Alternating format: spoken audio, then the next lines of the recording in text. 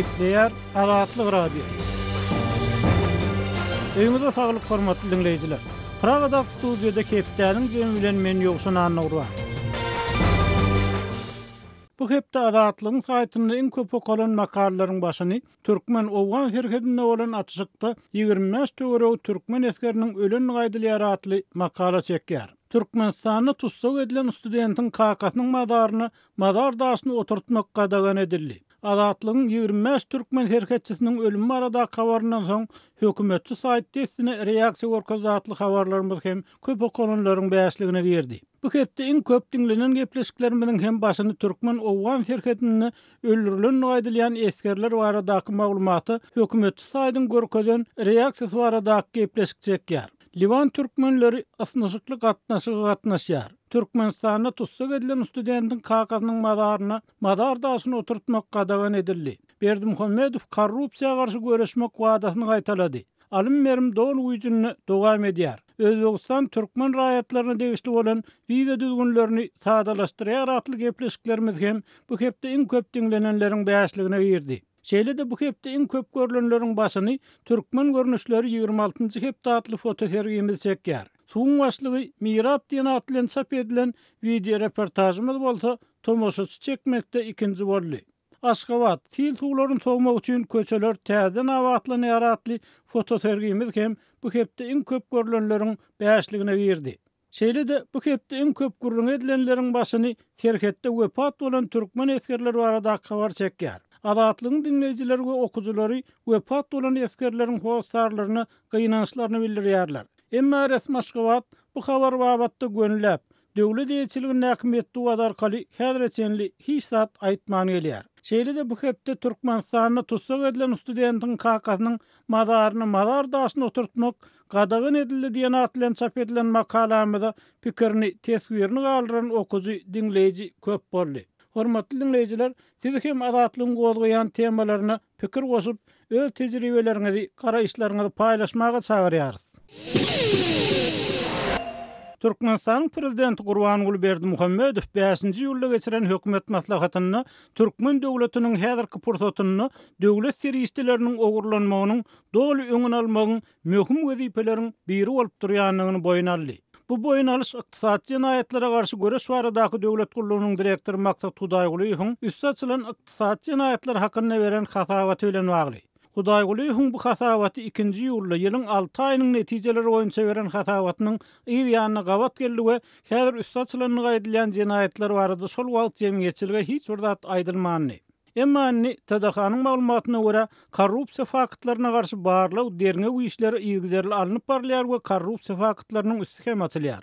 Şol wagtda yerli synçylar bu döwlet gullugynyň başda belirlenen başlygy Mehmetkan Çakyýew şu ýylyň aprelinde vice-premierligi geçirilip onuň ýerine täze ýolbaşçy belirleneli bäri wada berilen korrupsiýa göreşiniň görnetini gowşatylanlygyny öňe sürýärler. Emma bir edil beýle-de däli. Hudaýgulyň 2-nji ýylda 6 aýyň netijeleri barada beren hasabatynyň bir näçe gün soň beren hasabatyny bir näçe korrupsiýa fakty agdarly we ýene-de bir gedek Türkmenistanyň giň aýran korrupsiýa medeniýeti tasdik edildi. Mysal üçin resmi maglumaty görä Türkmenbaşy Döwlet Täzirçilik bankynyň Türkmenbaşy şahamçasynyň dolandyrjy wezipesinde işlän Hangulyýew ýolbaşçylyk eden bankynyň pul gaznasynda saklanýan Amerikan dollarlaryny ogurlamak bilen meşgullandy. Geçirilen derňe onuň ogurlan dollarlaryny bir kanun satdyran ýüze çykardy. Bellemeli ýeri bank resmiýetiniň bir kanun valyuta sewdasyny aýplanmagy Milli Howpsuzlyk Ministrliginiň jogapkar işgärleriniň bir kanun valyuta sewdasyna tutulan barada çykan we resmi Aşgabat tarapyndan inkar edilmedik habarlaryň bir näçe hepde ýa-da gawat geldi. Emma Hudaýgulyň hasabatyny mahkemanyň ofisiýerleriniň bu jinaýata gatnaşygynyň bolanlygy ýa bolmaganlygy barada hiç bir zat aýdylmady. Şeýle-de dollaryň gara wagtlarynyň narklaryň aşy ýokurlanmagy we manadyň ykbaly hakyna ýaýran howsalaly gurrunlardan soň mahkemanyň başlyklygynyň boşatylan we harby çyny pethedilen döwran elli bayramyň haýsy işe geçirilenligi belli bolmagyny galýar. Ikinji tarapdan üstü açylan gaýdylyan jinaýatlardyň dollaryň gara wagtlary we oňa ýokary wezipeli resmiýetlerin gatnaşygy bilen hem bagly däl. Hasabatdan görnüşine görä doly edilmeýänligi saklanýan faktlar hem Türkmenistanda korrupsiýanyň näme derejede ýaýranlygy we dowam edýänligi barada pikirlenmäge esas berýär. Muňa misal hökmünde Türkmen Himiýa döwlet kanseriniň jemaat hojalygy, oba we suw hojalyk ministrlikleriniň Lewap vilayet häkimliginiň garamagyna kär edara kärhanalaryň ýolbaşçy we jogapkär wezipeli işgärleriniň para alyp döwlet emlägini bir kanun eýelep döwletiň maddi ýany ýetirmekleriniň tasdiq edilmegini görkezmek bolar. Şol ruwatda berilen hasawatlarda döwlete ýetirilen gaýdylyan maddi ýanyň möçörleri näme üçindir ilatdan ýasyrylýar. Iqtisadi jinayetlara garşy göreş baradaky döwlet gurulugy geçen ýyl may aýyna turan korrupsiýa galmagynyň soň döredigi ol prezident Berdimuhammedowyň esasan guruluşy bugdawyny, hususan Aşgabatda halkara uçur mendiliniň guruluşyna ýol berilenini aýdylýan korrupsiýadan rahatsyz bolanyny görkezdi. Emma korrupsiýa garşy alınıp barlayan bir ýyllyk göreş esasan bir kanun valyuta sowdasyna garşy göreşi ýazdygy meňdýär. Tebebi ýurtdaky valyuta ýetmezçiligi derarly döwlet tarapyndan maliýeleşdirilýän millionlarça dollarlyk guruluşlar azarly.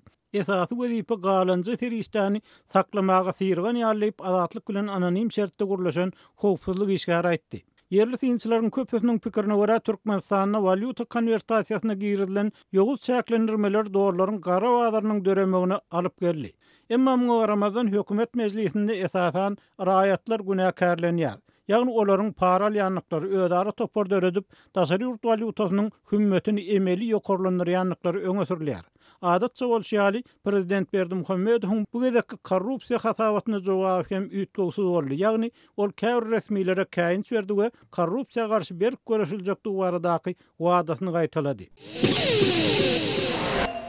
Gepler Azatlyk radiosi. Hormatly dinleýijiler, hepdeniň zemini Pragada ýaşaýan türkmen ýazgysy Hudaýberdi Halil bilen söhbetdeşlik esasyny dowam etdirýär. Söhbetdeşligiň temasy Türkmenistanyň korrupsiýa meselesi.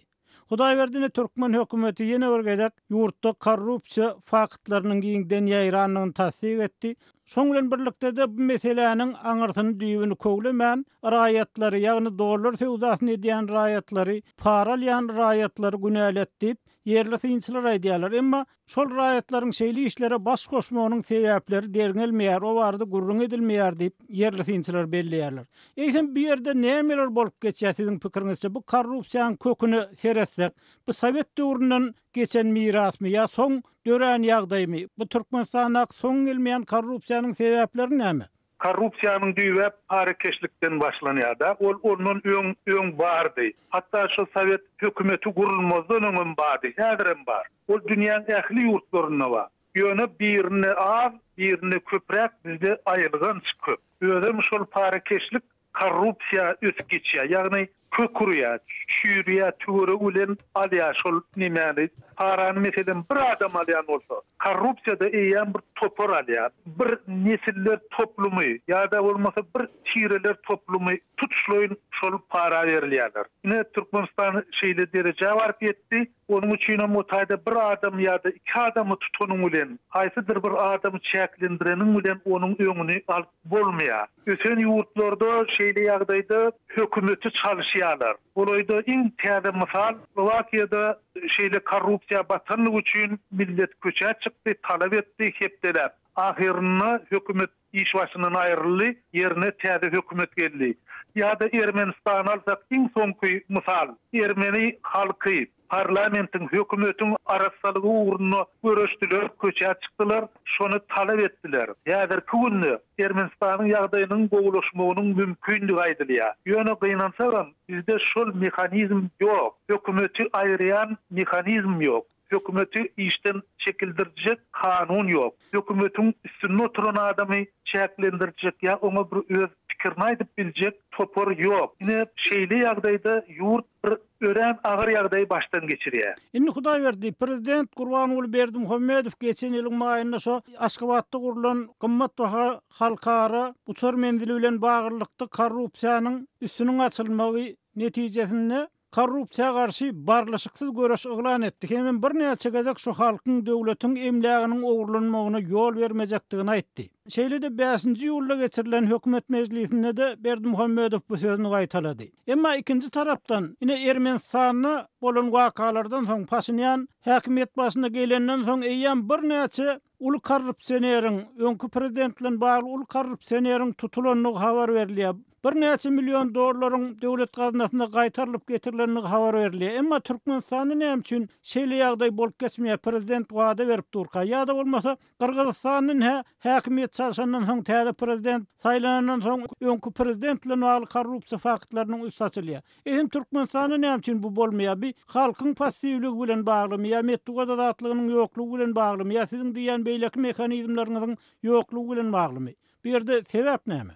Bu ýerde sebäp şol korrupsiýanyň köküronlugyny, ýagny tutuş bir toplumyň, bir adamlar toporunyň arasynda bir köküronlugyny.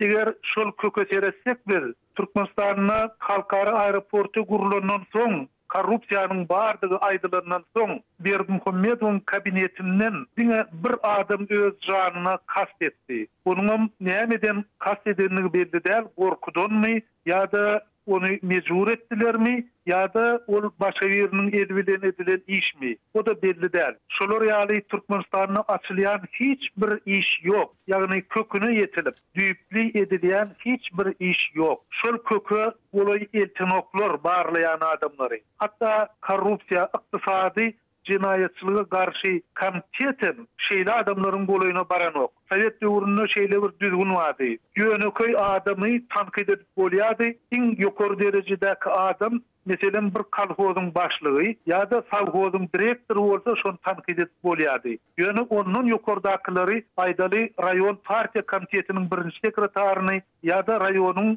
исполнитель komitetiniň başlygyny ýa-da mer bolýardy. Häzirki dilde aýdymyzda häkimi şunu tankyd etmek bolmaýardy. Men güňe bolmasa, ykdysady jinayetçiliге garşy topurum belli bir çäge çendi barlyk işlerini alyp barýar. Meselem biznesmenleriň garşysyna ýa-da bir kärindeçiň garşysyna onuň ýokary çykmany olarda hiç hili hukuk ýok. Şol hukuky aýtmana da, şonu talap etmäne de halkda mümkinçilik ýok.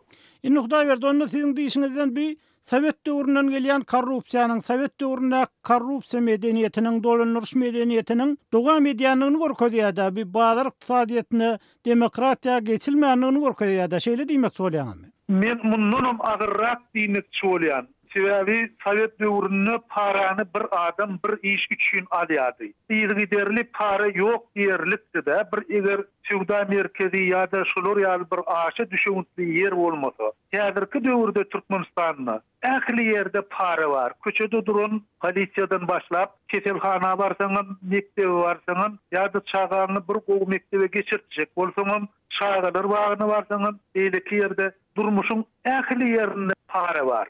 Ine şun öýdi korrupsiýa, şun öýdi çüýremek, şun öýdi şol para keşligiň kökürmegi. Ýa-da beýleki ýurtlar alyp görseň, olarda da bar para, ýöne parany bir iş üçin alýarlar. Ýa-da biri nädogry bir işini dogurlamak üçin alýar. Ýöne Türkmenistanyna ähli zat üçin para talap edilýär. Bu öýdi şeýle bir köküron korrupsiýa.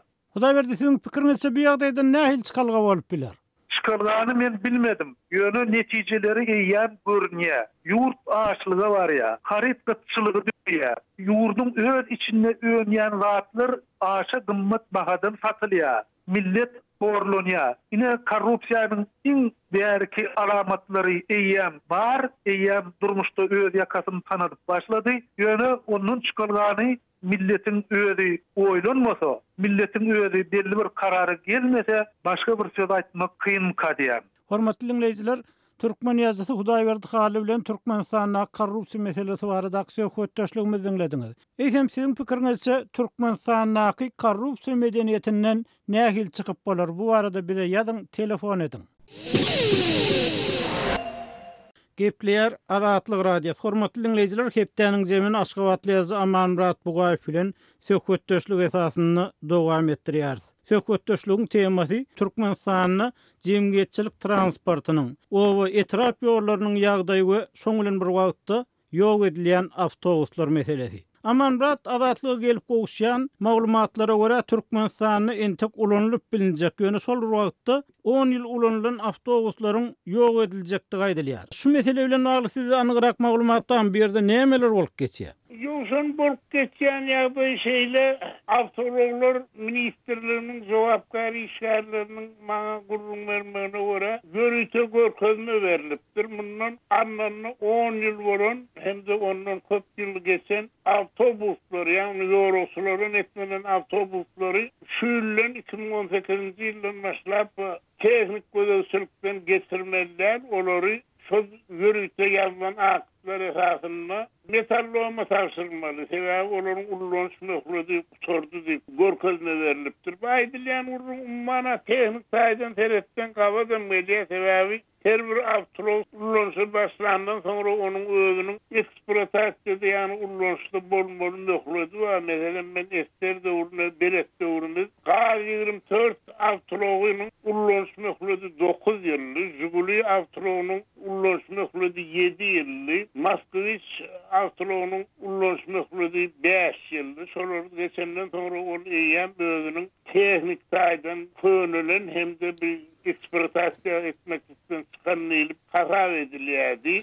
Aman Murat, eger şeýle bolsa bir ministrligiň kararyna ýa görkezmesinde näme ýalňyşlyk bar? Diğerler ullokan yarmışlık yok. Şu avtobuslarımızda tehnik sayıdan eksploatasiya edilme ullanmağı on markasına layıklıkta 10 kilo aralığında oluyor. Yani bir yerde ben yarmışlığa diyesim gelen nokta Türkmen'in bir sözü var, itiripçilik bir yerlerde. Bir üyün maşgalanın ırsal devlet derecesindeki ırsal devletliliğin bilen hemmesi itiripçilikten başlanıyordu. İtiripçilikten mesela şol avtologlar ester döwründe de wagtynda şolar eksploatasiýadan garly diýilip çalışyrylýardy. Soň garaşdyrylýanda başly 10 ýylyna şoýagda dowam etdi. Şol ullanmak möhürleri ýani tehnik taýdan ullanýan möhürleri geçiren awtobuslar bir ýürüýte akslar ýazylyp bir adamlara satylýardy. Ondan şondan soň waka bir ýola goýmak üçin şu garaşdyrylan ilkinji ýyllarynda wagtynda şäher etraf häkimlikleriniň ýanyna ýürüýte komissiýalar döredildi. Şo ýerde şeýle awtobuslara könülen ýöne ullanmak mümkün bolan awtobuslar beýle awtologlary ýylat köpçüligine satmak boýunça ýokun bolmasa her kim özüniň awtolog möhürleri geçenden soňra ekspert taýdan ullanýan möhürleri geçenden soňra şol ýol başy özüne özüniň doğan garyndaşyna paýla uğratsa şoň öňlenmek üçin öňe awtologlar doğrudan tehnik taýdan 5 ýylly, 8 ýylly, 10 ýyllyk torýany bolsa awtologlar ortasy 30-35 ýyl ullanýarlar men. Aman radini bir göýüňde tutulan möhletinden artyk olanlar bu adamlaryň jan saglygy üçin, ömrü üçin hoply bolmalymy? Hop belmi dama var ýolsun. Ol sebäbi hem tehnik hopsuzlyk çärelerini amal etmesen edil ullanşa verilenle ikun bolan awtolog adamlaryň jan saglygyna hoply. Ondan bir bärdil we könülen awtobuslar hukuky verilenle näme de bolanna bir hakykat boýlanmak gerek ol hukuky awtolog seredilişi bilen devlet eýetçiligine awtolog seredilişi deňder. Mysal üçin näme diýmek bolýaňyz? Hukuky klastary oňat seredilýän maşinler hukuky maşinlerini häzir görende aýdarlaryna ýönel ynanasynyň gelen dokument görkezden soň ynanmaly boldy. 30 ýyllar köprek wagtlar ullanıp berilen hukuky awtologlar we özüm olar bir esterinde çykarylan awtologlar umman bir kämil awtologlar hasaplanýan nokta. Ýöne şondan şolaryň arasynda Volgo gaz 20 ma bir Moskvich awtologma barpa 70-nji ýyllaryň başlaryna çykan Jiguli'niň ilkinji goýberişleri ma 1-nji, 3-nji diýenler ol. Näme şol gözeli saklasan, gözel bolýardy, saklamasan kara ýere gidýärdi. Awtologum şeýlede islenip saklanyňa baglanýan bir ýerde bir önemli bundan 10 ýyl, 10 ýyl kelim milyonlap men umum kanunu diýen kelim milyonlap pul dollar dökülip arnan wagtlar 10 ýyldan soňra ýok edilmemişin. Aman da sizin pikiriňizde bir ýerde netijeli çözgüt näme bolup biler, näme edilmeli? Ýa-da adamlar näme diýär, şulardaky spesialistler näme diýär? Öz pikiriňizi aýtman, spesialistleriň pikirini aýtsaňyz. Şolar näme diýär? Şu meselede nähil çözgütden ugralynsa gowy boljak? Avtura uğruna serencanlayan şeriflerin hünermeliğin aitmaklarına göre avtobuslar beydir 10 yıl 10 yıl ullanılı değil onu devletin hasabından ösürüp bolur yani ullanıştan ösürmek bolonu oktuyu diyorlar. Galiba de sol avtobusların umuman Türkmenistan'ın klimatına kolay yerlerden önerilenliğini gurrun veriyorlar. Sol avtobusların ağrımlı öylüğü bir komşu İran İslam Respublikası'nda önerilen avtobuslar özlerin bir köpçülüklerin satın alınıptır. Hem şoların sonra satın alınanları işleptir. Hem de şeyle de Ermenistan Respublikası'ndan satın alınan kişiler avtobuslar. Yine şu avtobusları ispecialistler, hünermenler, aydiyalar Türkmenistan'ı becerip bilen fileserler neyse deysen var ya onu şolara yardım edilse şu avtobusları ağzından yine de 10 yıl 10 yıl ullanıp boror kurrun ediyorlar. Amamrat, bağışla sözüňi öýreň. Şu awtobus barada gurrun edilenne şu owa etrap yerlerinde awtobuslara ulmaya taşlyk çekilýänligi edilýär. Şoň bilen bir wagtda has köni awtobuslaryň ulanýan halatlarynyň hem bolýanlygy aýdylýar. Ikinji tarapdan owa etrap yerlerinde ýollaryň juda yaramazlygy aýdylýar. Inni şu ýagdaýda şu owa yerlerindäki jemgyýetçilik transporty meselesinde nähili ulanlyp bilinir şu awtobuslar. Şu ýerde nähili bir çykalga mümkinçilik görýäňiz. Ya bir owa yerlerindäki ýollara yaramaz bu awtobuslar? Owa yerlerindäki ýollara yarar diýip çak edýän men sebäbi owa yerlerinde şeýle awtobuslar olan sebäp bilen bir satılan avtobuslar var. Özünün devlet eýetçiliginde olup sonra bundan 10 yıl 10 yıl full eýetçiligden 2 avtobuslar var. Şular owa yerine ullanıp bolýar, şular ullanýarlar. Onuň da ýene de bir ýagdaý bir ýagdaý ýa özüňden bellediniz bölüňde Türkmenistan'a owa yerlerine avtobus satmagynyň derecesi nolu den. Ovaların 85-90% bilen neha etraf merkez bilen avtobus aragatnaşy ýolu goýulan. Ne de welaýetlaryň administrativ merkez bilen avtobus aragatnaşy ýolu goýulan. Ine men gözümde tutýanym şeýler äkýär bir her owa hokman avtobus gerekde. Meselem bir alf ýol söküp aýdaly bir 100-150 kilometr ýol söküp etrafyň administrativ merkezine gatnamakdan başgadyna goňşy bolmagy. Türkmeninde gadymdan gelýän bir toý, ýaz, däpdet turlary bar. O wagtda avtobus bolsa adamlar goňşy bolan ýazyny toýuny sowmagy üýtjekler. Bir gadymdan gelýän ýörelge. Ondan bir kıptağız çöllerini beylek başka atların sünürlüğün bilecekler öz olan avtobusu olsa. Yine şu atların sol avtobuslar arkayını sol ulununda yerine getirip bilecek koyuyor. Elbette berde bir başka oraya sol yan öngde de avadığımız teknik gözümsülüğü ol. Kokman gerek avtobuslar sol satın alan adamlar eğer ulunacak bol olur. Yol olsayın katmak sünürlüğünecek bol olur. Onu kokmanı yağdayda solur bilen. Osmasor onun kulluk bir teknik tayyarlığı geçmeli. Yeni de Türkmenistan kanunlar var. Adamların elini yüksüz zanyan kanunlar. Mesela Türkmenistan'na hazır hareket ediyen administratif kanunu layıklıkta. Sen öz avtoloğunu dine in kolay hostlarını mesela atene oğulgıydını atenesine doğununu ver biliye. Başka adama avtobusu kârennesine vermek kadağın. Kalıverse yeni üretilmede yaklaşılıyor. Devletin öyle söz bileceklerdi. Bu olayda oğlu bilen şehrin arasındaki avtobus bilen oğlu bilen oğlan arasındaki avtobuslatını bunu hükümetin boyun almayı gerek. Bunu kolay 15-20 yılda bir hükümetin söz bileceklerdi. Aman siz jemgyýetçilik transport meselesini hükümetin çözüp bilmejekdigini aýdýaňyz bu olayda. Eýsem hükümet ýol meselesini çözüp biljekmi? Yok, o jemgyýetçilik transportunu çözerden has çokdur mesele. Sebäbi Türkmenistan'a aýdaly bir umum harapda ullanışda 40.000 kilometrden köprek ýol bar diýip hünermenler şulara serencan berýän adamlar gurrun edýärler. Şu 40.000 kilometrin 8den mirim awat dällik gurrun edilýär. Öňe geň almalar Türkiýe malama prada kentin ýa-da meselem durlaşyr Gazakstan'da her ýylda 40.000 kilometr täze asfalt ýol çekilýär. Biz bolsa şol garaşdyrdygyna bakym 30 ýyl boljak Türkmenbaşy ýani Krasnovodsk şäherçe waralygy 1100 kilometr. Şu karan şol aýdym edip läre kakpay 4 güne ýol salýatdy. 20 ýylyň dowamyna 25 ýylyň dowamyna awatlar bilendi. Onuň o werleri hakynda gurrun edesi, ýerenersi, adam ýol öz-özünden düşmüşdi mesele. Hormatly dinleyijiler, Aşgabatly ýazy Aman Murat Bugaýew bilen söhbetdeşligimizi dinlediňiz. Eýsem Türkmenistanyň owa ýerlerindäki jemgyýetçilik transport meselesi. Ýollaryň ýagdaýy barada sizde nähil pikirler bar? Bize bu barada pikirleriňizi aýdyň. Şunun bilen hepdäniň jeminiň nowatdaky sanyny geçirip oturýar. Azatlygyň tolkunlaryndan aýrylmaň.